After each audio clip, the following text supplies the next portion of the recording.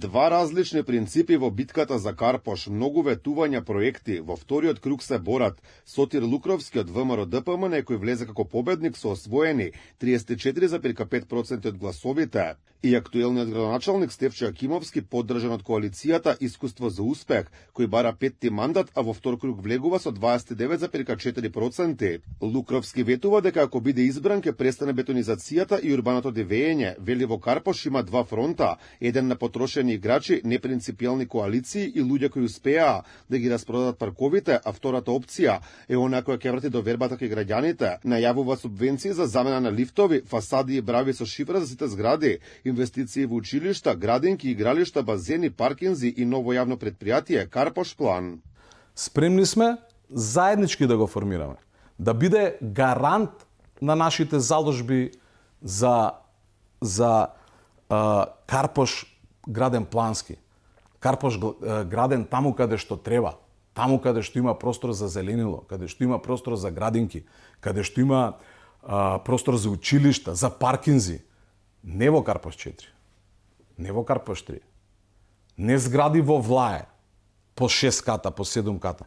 Стефчо Јакимовски фокусот на кампањата повеќе го стави на тоа што правил во досегашните 4 мандати кои ги добива комбинација со различни политички субјекти. Тој ветува нови фасади, копање бунари, субвенции за фотоволтаици, проект за пензионерите да учат како да користат електронско банкарство.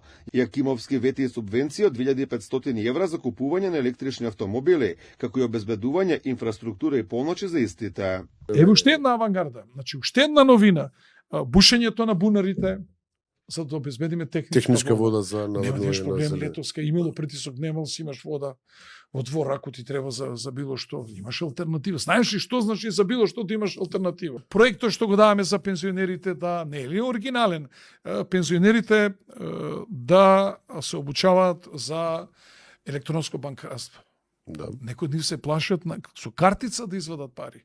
Значи, сето тоа сакаме да направиме обука. Инаку Лукровски доаѓа од приватниот сектор и има успешна професионална кариера со менаџерски способности, а и еден од ретките кандидати кој нема претходна политичка кариера. Тој последно го водеше одделот за продажби и маркетинг оперативни активности во Алкалоид Конс. Јакимовски во политиката е повеќе од 2 децении, период во кој често ги менуваше партиските бои. Сега е претседател на партијата Гром. Во 4 мандати беше прв човек на Карпош. Во минатото беше и министер за економија и за труд и социјална политика во владе на СДСМ. Тој е на црната листа на САД, бидејќи според Стейт Департментот со своите постапки го поткопал владењето на правото и вербата на јавноста во демократските институции и јавни процеси. Има и првостепена пресуда на 3,5 години затвор поради изградбата на административната зграда на општина Карпош.